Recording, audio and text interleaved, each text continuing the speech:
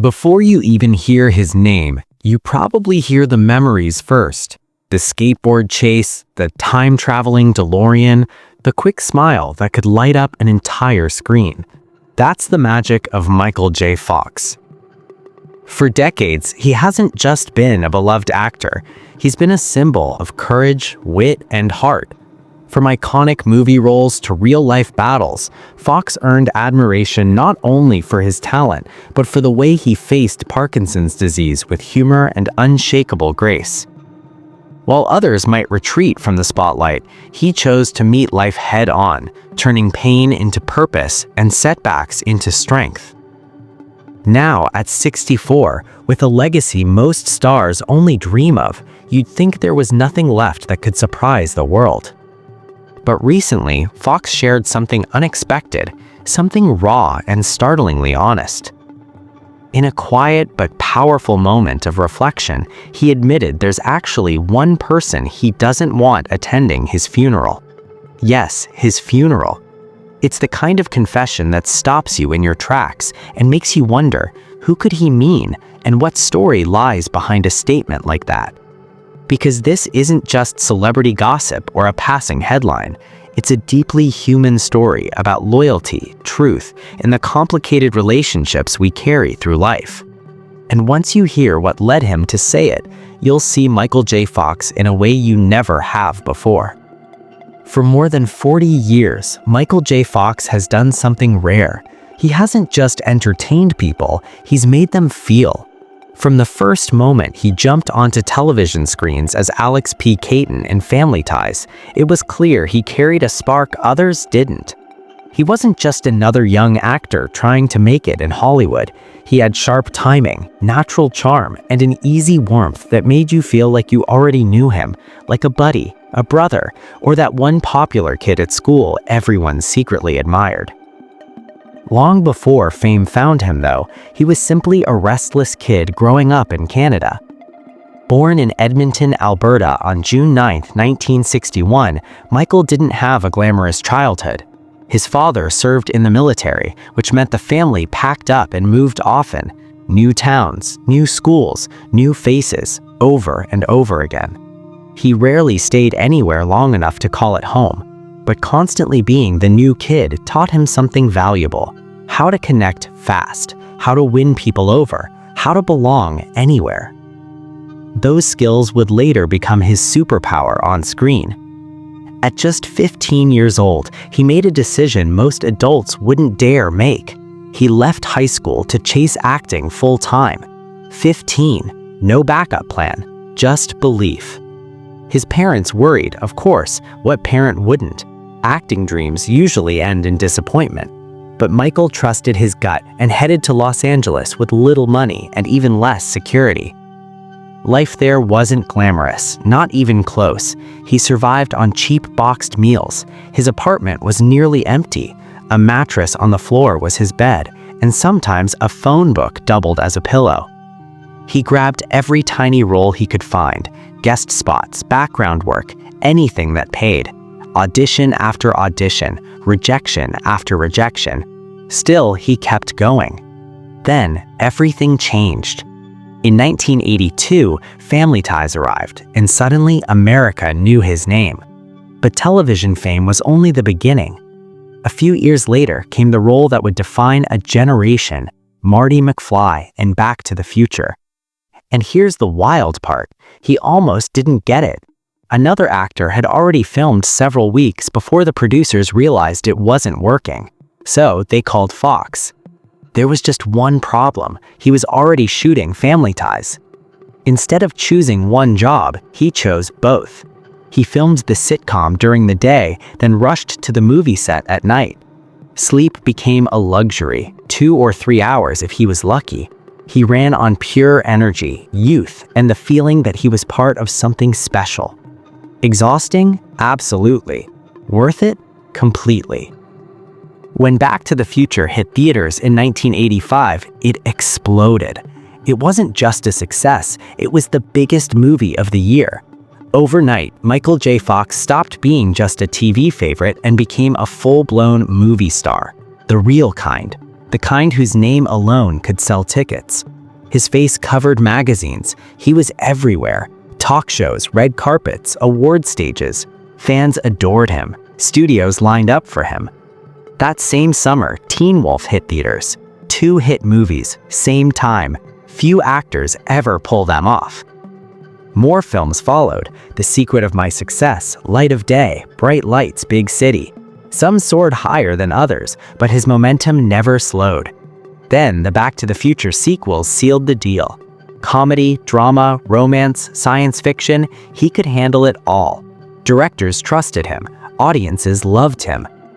From the outside, it looks like he had everything: fame, money, talent, a golden career. But life doesn't follow scripts. It doesn't care how famous you are or how perfect things seem. Trouble can show up without warning.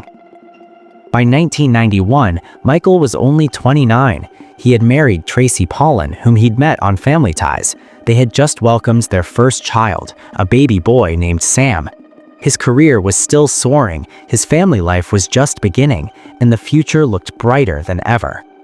Everything in his life seemed to be lining up perfectly. His career was soaring, his future wide open, and success felt guaranteed. Then, one tiny detail changed everything. It started with a small twitch in his left pinky finger, barely noticeable, easy to ignore. He blamed stress, maybe too many long days on set, maybe just exhaustion, nothing serious, or so he thought.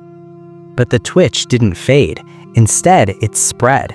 Soon, his hand began to shake, then both hands. Simple tasks became harder. Holding things steady took effort. Something wasn't right anymore.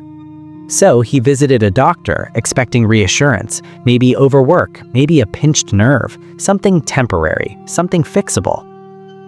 What he heard instead stopped him cold. You have Parkinson's disease. Parkinson's? Wasn't that something older people got? Grandparents, not someone who wasn't even 30 yet. Not a movie star at the peak of his career. It didn't make sense. He refused to accept it. He saw another doctor, then another, and another. Each visit brought the same answer. No mistake, no mix-up. Young onset Parkinson's. Rare, progressive, no cure.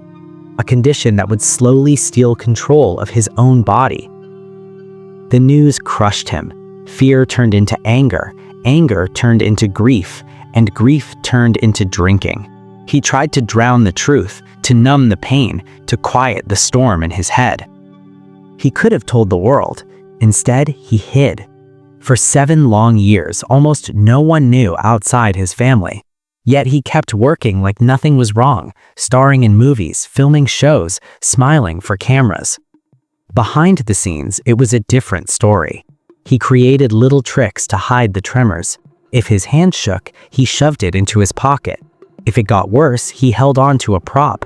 He timed his medication carefully so the shaking would calm down during takes. He even changed the way he moved and acted so no one would notice. In a strange way, pretending to be healthy became the greatest performance of his life. In 1996, he took on the fast-talking, high-energy role of Deputy Mayor Mike Flaherty on Spin City. The job demanded speed, sharp timing, and physical comedy. It was exhausting, and hiding the disease made it even harder. Sometimes his co-stars noticed. He'd laugh it off, crack a joke, change the subject. Meanwhile, the drinking grew worse. He never missed work, never showed up drunk. From the outside, he looked fine, but privately, he was falling apart. Through it all, his wife Tracy never left his side. Together, they raised their children and built a family that became his anchor. They gave him a reason to keep fighting when everything else felt uncertain. Finally, in 1998, he realized something.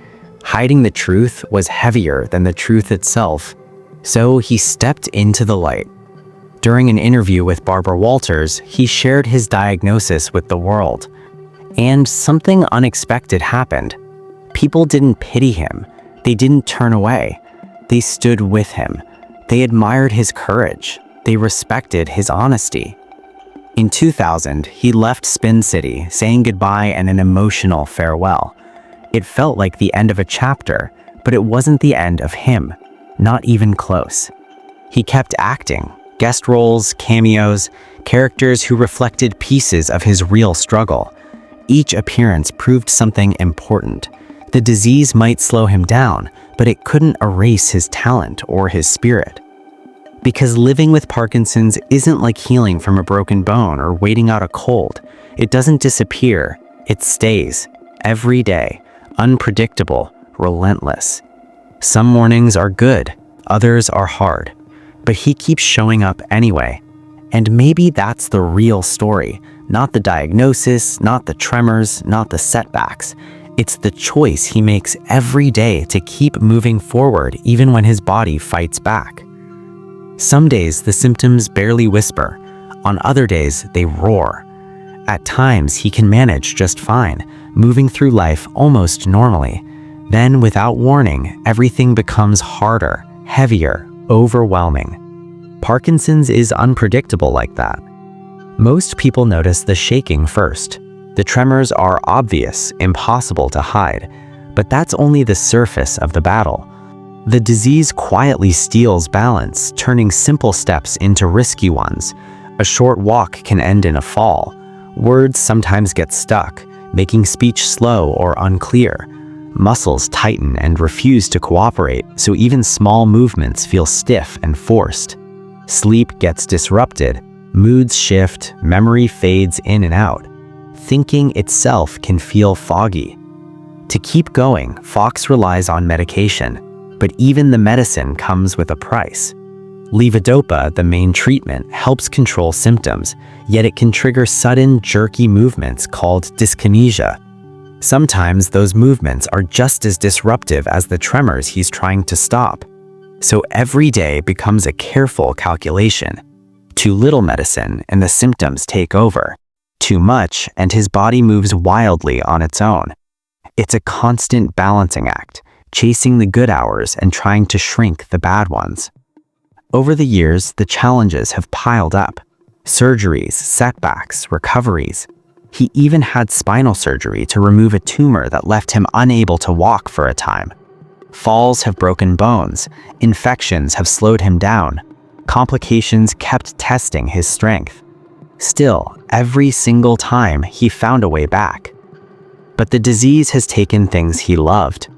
The guitar sits quiet now because his fingers won't obey. Typing has become frustrating. Simple tasks, buttoning a shirt, tying shoes, cutting food, demand focus and effort most people never have to think about. Things that were once automatic now require determination. Yet Parkinson's hasn't taken everything. It hasn't touched his humor. It hasn't dulled his sharp mind. It hasn't taken his family, his friends, or his purpose. And most importantly, it hasn't taken his fight. Instead of stepping away from the world, Fox stepped forward. In 2000, he created the Michael J. Fox Foundation for Parkinson's Research, and it quickly became one of the strongest forces in the search for a cure. Since then, the foundation has funded more than $1.5 billion in research, making it the largest nonprofit supporter of Parkinson's studies anywhere. He attacked this mission with the same energy he once brought to acting.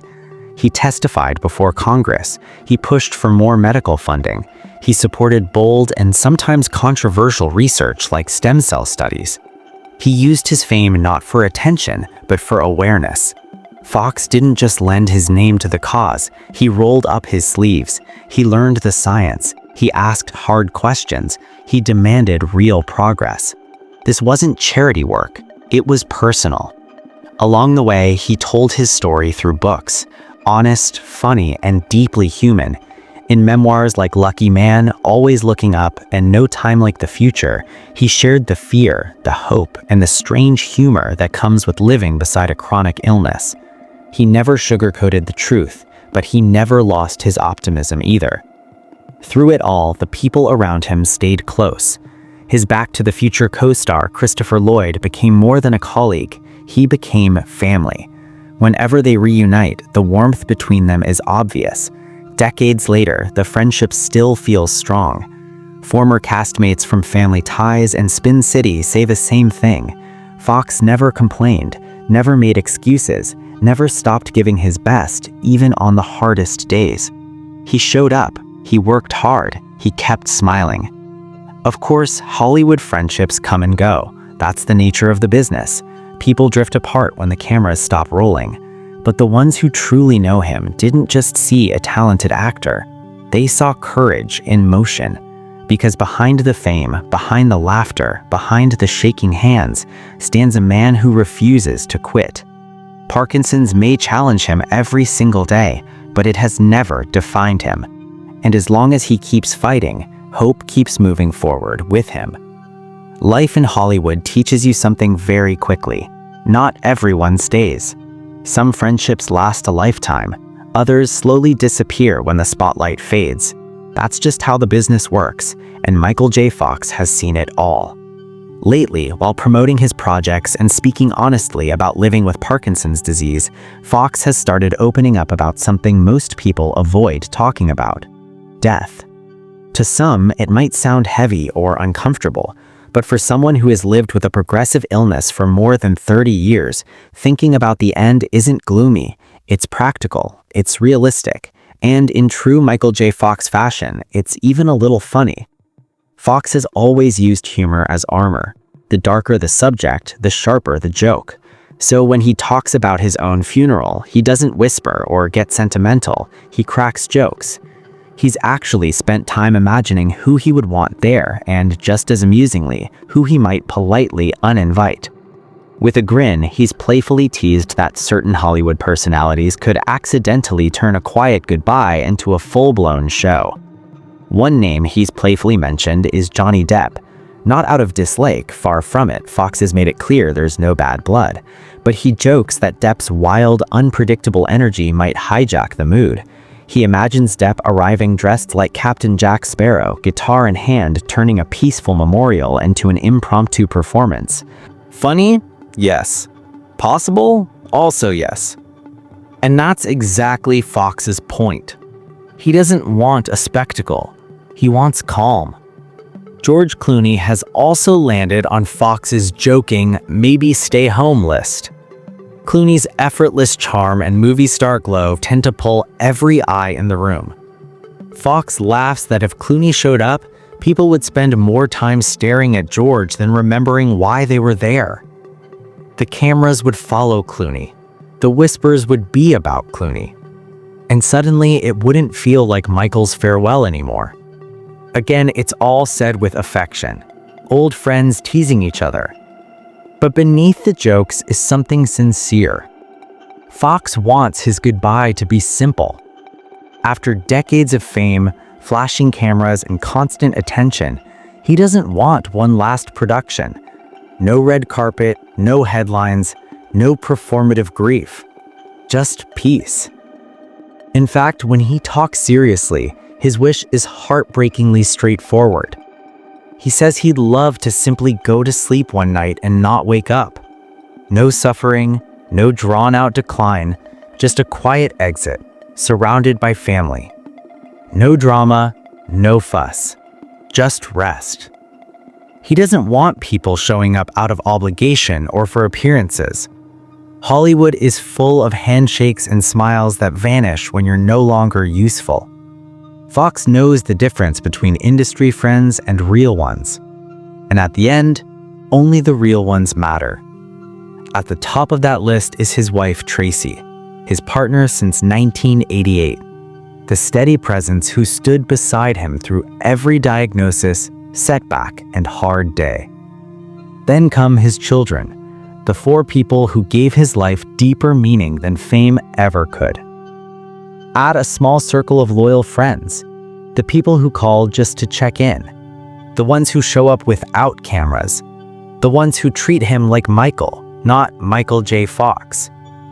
He'd also want the team from his foundation, the fighters who've stood with him in the battle against Parkinson's, people who share his mission and heart.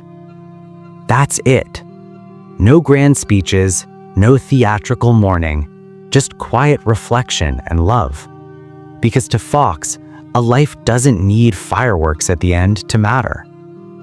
As he steps into what he calls the back nine of his life, he isn't afraid. He keeps working, keeps advocating, keeps inspiring. He talks about death not like an enemy, but like the natural last page of a very full story. After more than 30 decades of courage, resilience, and laughter in the face of illness, he's already done something remarkable. And maybe that's the most Michael J. Fox thing of all. Meeting the heaviest subject imaginable with a smile, a joke, and a simple wish. When the time comes, let it be quiet and let it be real. Because sometimes the most beautiful exit isn't a performance, it's peace.